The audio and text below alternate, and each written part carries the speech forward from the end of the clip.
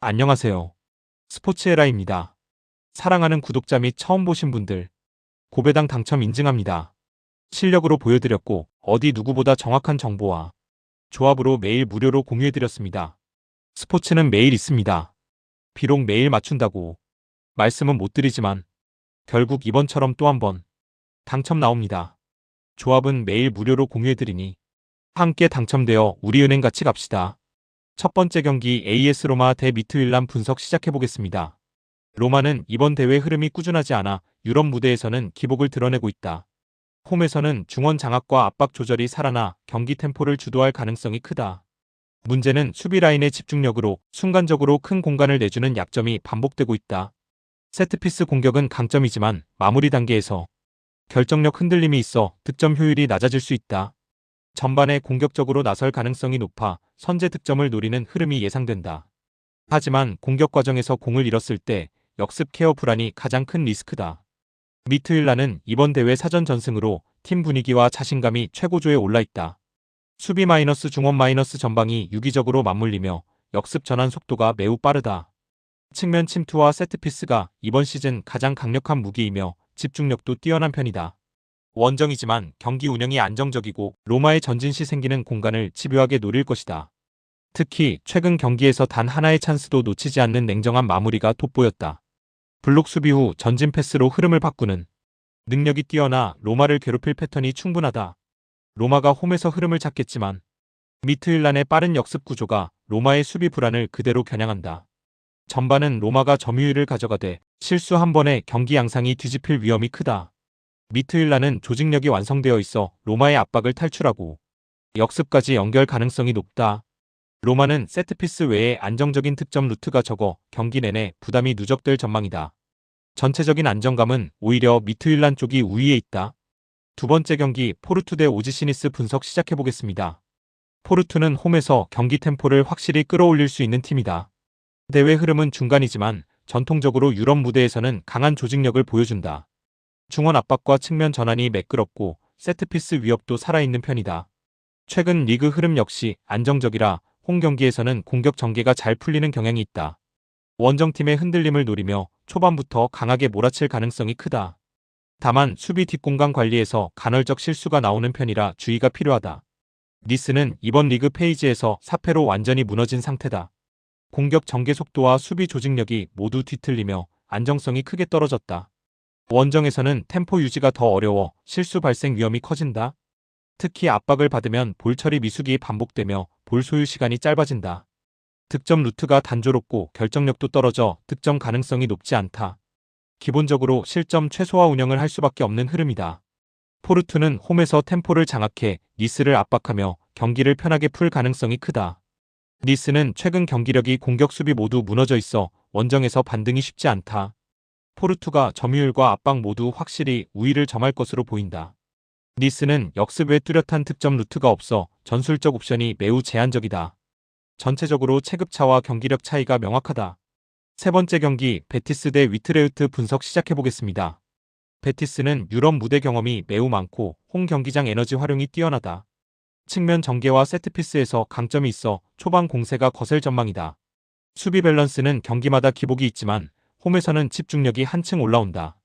점유율 기반 경기 운영이 가능해 상대를 깊숙이 몰아넣는 그림을 기대할 수 있다. 공격수들의 연계와 박스 접근은 꾸준히 득점 기회는 충분할 것이다. 대회 순위도 안정적이라 멘탈적으로 여유도 있다. 위트레흐트는 이번 대회에서 단 한 번도 승리가 없다.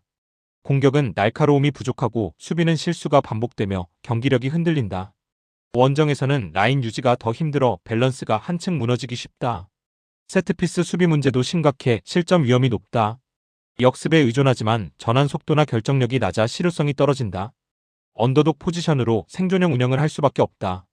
베티스가 점유율 템포 세트피스에서 완전히 우위를 점할 경기다. 위트레흐트는 기본 전력차가 크게 발생해 버티는 운영에 몰릴 가능성이 높다. 베티스가 선제 득점을 하는 순간 경기 흐름은 크게 기울 것이다. 위트레흐트는 원정 실수 한 번이 곧 실점으로 이어질 위험이 높다.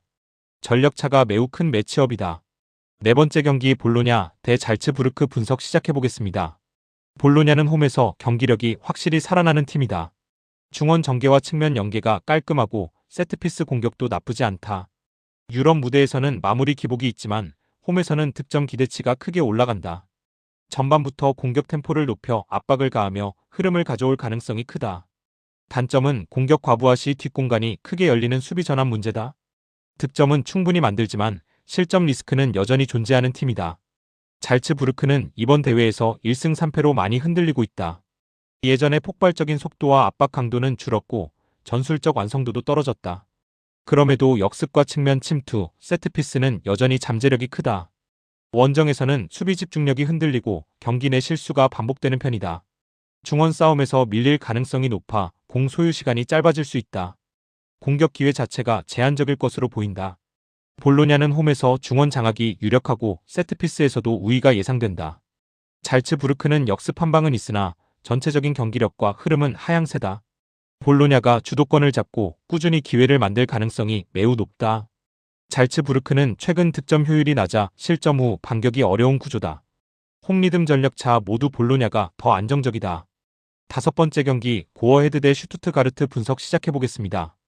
홈에서 투지 넘치는 경기력이 강점이며 초반 압박도 과감하다. 측면 돌파와 세트피스가 득점 루트지만 결정력 기복은 뚜렷하다. 유럽 대회에서는 체력 분배 문제와 수비 실수가 반복되고 있다. 공을 오래 소유하는 팀이 아니기 때문에 경기 흐름이 쉽게 흔들린다. 전반에 공격적으로 나설 수 있으나 수비 전환이 불안한 편이다. 전체적으로 초반 승부에 집중할 가능성이 높다. 슈투트가르트는 분데스리가 기반의 탄탄한 조직력을 보유하고 있다. 중원 장악력과 빠른 전환이 강점이며 세트피스 연계도 효과적이다. 원정에서도 경기 운영이 안정적이며 라인 유지가 깔끔하다. 고어헤드의 압박을 받더라도 침착하게 탈압박하고 흐름을 회수하는 능력이 있다. 득점 루트가 다양해 한방보다 구조적으로 계속 두드리는 팀이다. 전반이 버티면 후반에 확실히 힘이 늘어나는 타입이다. 고어헤드는 홈에서 초반 승부수를 띄우겠지만 슈투트가르트의 조직적 대응이 우위다. 슈투트가르트는 중원 싸움에서 확실히 앞설 가능성이 높다. 고어헤드가 라인을 올릴수록 뒷공간이 크게 열리는 위험한 구조가 된다. 슈투트가르트가 경기 후반 점점 더 우위를 점할 그림이 그려진다. 전술 체력 리듬 모두 원정팀이 더 안정적이다.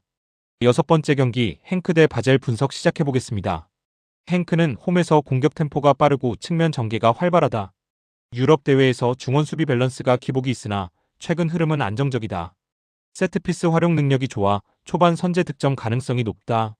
문제는 공격 투입 시 수비 전환 속도가 느려 역습에 쉽게 흔들리는 구조다. 전반 주도권은 잡겠지만 후반 체력 저하가 리스크로 남는다. 이번 경기에서도 초반 강한 압박과 템포가 핵심이 될 것이다. 바젤은 최근 경기력 기복이 있지만 유럽 무대 경험이 풍부하다. 원정에서는 중원 라인을 안정적으로 유지하면서 역습을 노리는 운영을 선호한다. 세트피스에서 매우 강한 편이고 행크의 수비 실수를 노릴 가능성이 높다. 전체적으로 조직력은 나쁘지 않지만 공격 전개 속도가 느릴 때도 있다. 하지만 행크가 과도하게 올릴 경우 역습 타이밍은 충분히 잡아낼 수 있다. 경기 관리 능력은 행크보다 한 수 위라는 평가다. 행크가 홈에서 경기 템포를 잡지만 수비 전환 문제는 큰 리스크다. 바젤은 안정적인 운영을 통해 행크의 실수를 기다리는 방식으로 접근할 것이다. 중원 안정감과 역습 완성도는 바젤 쪽이 우세하다. 행크가 득점은 만들 수 있어도 실점 리스크가 더 크다. 전체적인 경기 안정성은 바젤 쪽으로 기울어 보인다.